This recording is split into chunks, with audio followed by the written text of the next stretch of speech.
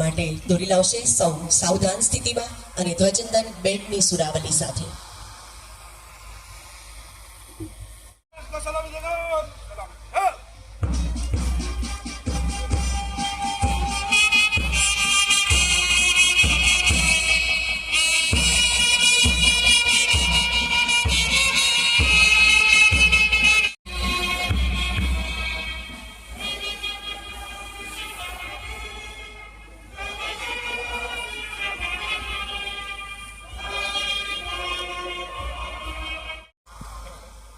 સમગ્ર દેશમાં વસતા પ્રત્યેક ભારતીય કે પછી દેશ અને વિદેશમાં વસવાવાળા આપણે સૌ ભારતીય આજે ઉત્સાહ અને ઉમંગથી ઉર્જા સાથે આપણા આ 77મા પ્રજાસત્તાક દિવસનો ઉત્સવ ઉજવી રહ્યા છે.